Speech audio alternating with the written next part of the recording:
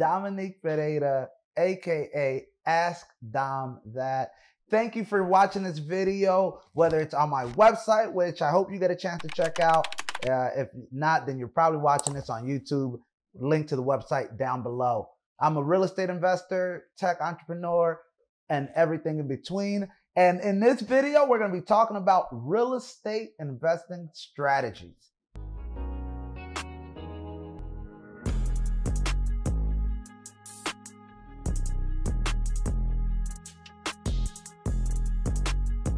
If you're on my website, you're on a page that specifically talks about real estate, the investment strategies. There's a glossary down here. There are calculators and resources that you can use in your real estate journey.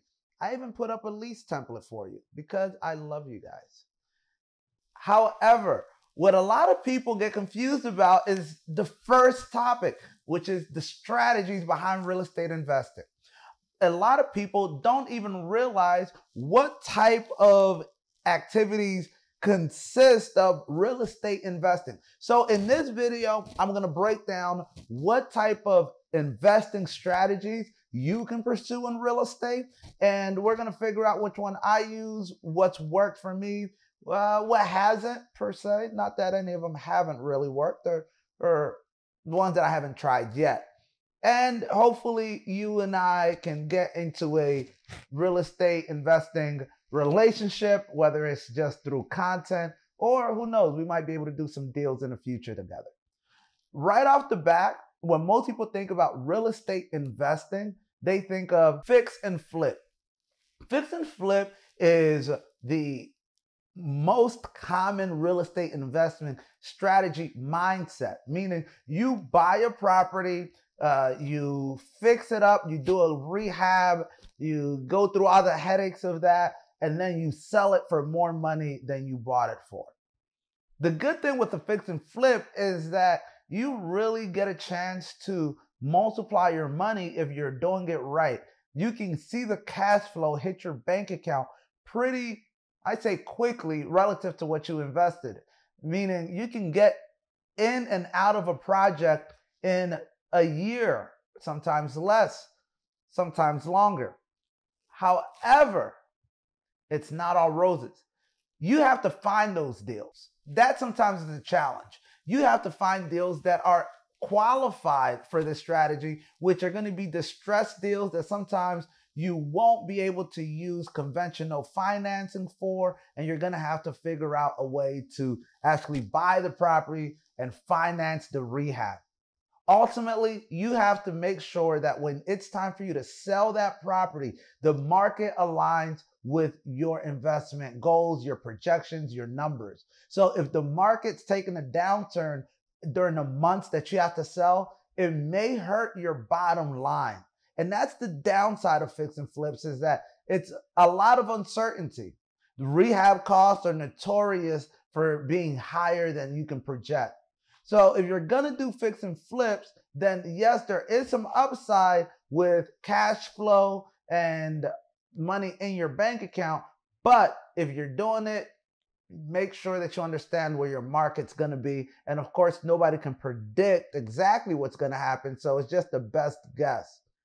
Also, make sure that you understand the tax implications. If you're doing projects for less than a year, you may be subject to short-term capital gains tax, which is going to just hit your bottom line even more. I don't necessarily love the fix and flip method because to me, it just seems like a job a lot of times, albeit it can be very lucrative, but you don't take advantage of some of the best aspects of real estate, which we'll talk about a little bit later. However, it's definitely something that people have been doing, and you can explore the fix and flip method. The number two investing type that you associate with real estate are syndication deals. Syndication is when you have a group of people that pool money together to buy a property. And a term that you will hear a lot in the syndication deal is general partner and limited partners, GP, LP for short. General partners are the partners in the group that are managing the deal. They're in charge of finding the property, maintaining it, making sure that if this is a commercial property that you guys are syndicating or that they're syndicating, making sure that all the limited partners are putting their money in on time and the rehabs are getting done so that everybody can get the returns. They're the active investors in your deal, typically. And they have extra fees that they get compensated for being the general partner. The limited partner is just that. They're limited in their activity with this partnership. They are sometimes just money partners. They just put the money in. They never have to go visit the site. They don't have to worry about the maintenance and how they're going to do some of the rehab. You're just putting money in. Most times that's how that happens. And that's a limited partner. The great thing with syndications is that you get a chance to work with like-minded people and in an investment that you typically couldn't get into by yourself. You get a chance to get that experience from people that are where you potentially want to be in the real estate investment journey. However, the downside is that you're not in control of a lot that goes on. And make sure you understand the agreement that you're getting yourself into. As a general and limited partner, there are liabilities that you're agreeing to. Sometimes the deal doesn't go right and more money is required. Understand whose responsibility it is to put that money up. What if you guys aren't making money at all? What if you can't sell the building at the price that it was anticipated to sell at or refinance? Understanding how your syndication is structured can be confusing sometimes, and there's a lot of paperwork, legalities that makes it a little bit intimidating if you don't meet up with the right group or the right syndication advocates. So syndication is a great tool. However, make sure you understand all the paperwork that goes behind getting these deals put together. A lot of times these things move fast and it can be intimidating as that deal is getting structured and people want to close on it. The number 3 real estate investment type that we want to consider here are REITs. REIT stands for Real Estate Investment Trusts. Real estate investment trusts are very similar, if not, are stocks of real estate holdings. Instead of buying a building or a property, you're buying a stock that is backed by that building or that property and how it performs, or a portfolio of buildings and properties. So you're still buying an ownership stake in it. However, it's just like if you're buying an ownership stake or a stock in Apple. You don't have to worry about how Apple is really performing on a day-to-day and what the operations are. You simply look forward to the returns that it's going to be giving you or anticipate the downsides of it.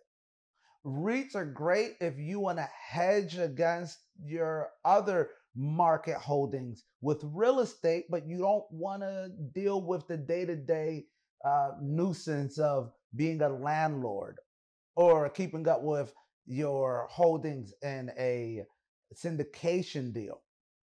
Because once you buy a REIT, you have that stock and hopefully that company does well, the portfolio does well, and you get a return. The bad thing with REITs is that sometimes they just don't return as much as you typically would get if you were to have just bought that property outright through traditional or creative financing and manage the property by themselves. There's, again, a lot of overhead that goes into managing REITs, and those costs gets passed on to you as the shareholder. So REITs are great as a investment vehicle, and I'm sure there's a lot that goes on in the background because it's really a derivative product of real estate. So you're still in the same line, but it's closer to a stock than anything. Number 4, this one's a little different. Note buying. Buying notes is something that a lot of people don't really talk about in real estate investment.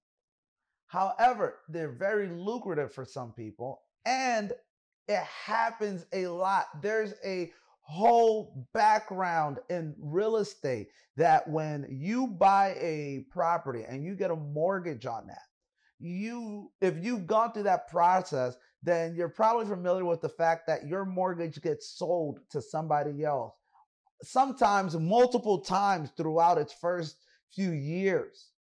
So when your mortgage gets sold to another investor or another company, that background process that they're negotiating is somebody buying the note or the rights to your payments. That's an investment strategy that can be very lucrative because, as you may know, the interest rates that you signed on to is now getting paid out to whoever is carrying your note. And they don't have to worry about the property necessarily as a structure, as long as it's still there, because that note is collateralized by your property. But for the most part, they're not worrying about fixing the electrical or the plumbing or how the market does, really, because you've already agreed to this payment. It's more transparent for their returns because the negotiations of price has already been done. They're buying the note and the points associated with that note up front. There's a whole video that discusses this, and I'm going to try to put as many resources on this channel and on the website about note buying, but I think it's a fantastic tool. It's not one that I've explored heavily in. I do know people that do it, and I've been part of conversations and some minor investments, but it's something that I look forward to doing more as I start to learn more and more about it. The downside of note buying is that there's not a whole lot of information out there to support your investment knowledge search. So you may want to get into this. However, it's more of a niche market, and there's going to be some people that are going to be trying to get you into it without fully explaining to you how that derivative market works. It's more complicated than your standard and traditional real estate transaction. So while there is upside, you're more likely to get a little bit confused, at least when you start, in understanding everything that goes on in the background with it. Number 5, well, private lending is the 5th real estate investment strategy that I want you to know about. Private lending is exactly what it sounds like. When somebody wants to invest in real estate and they want to buy a property, but they don't have all of the funds for either the purchase or the rehab, the holding costs, whatever it is, if you have money available and you want to take it out of your bank account, make some money off of it, make some interest on it, private lending might be a great option. It allows for short-term loans to other real estate investors for them to complete their project. And you don't have to worry about the rehab, doing it yourself or finding people to do it typically. You're just looking at the deal that they're bringing to the table. If they're able to find a house in the market that you're familiar with, and you know that the money that they're asking for is going to go towards getting their project off the ground or completed. But once you understand what their strategy is, you can implement your money to help them finish that. And I say help loosely here because really it's an investment for you, and you're looking to get 10 to sometimes 15% return on your money for a short period of time. A lot of times that's under a year on your investment. Now, the good thing with that is that, yes, you're going to be getting paid interest every month on your property or on your investment. There are some downsides with private lending. The one downside is that your money may not come back to you if the people who are doing that deal don't know what they're doing. If they were over ambitious with the sales price, then you guys can't, or they can't get rid of the property at a price that makes sense. And all of a sudden you're having to renegotiate your lending terms or risk having to force a foreclosure. Also, on the downside is that the money that you put out, well, you're committing that for a year, sometimes longer, and you want to make sure that the interest rates that you're charging are sufficient to justify the longevity that the money is going to be out there. Private lending is ultimately a great option for you to get into real estate and not be so hands-on with everything that's going on the project. The last real estate investment strategy that I want you to make sure you understand, it is the one that I personally implement as much as I can. It is buy and hold.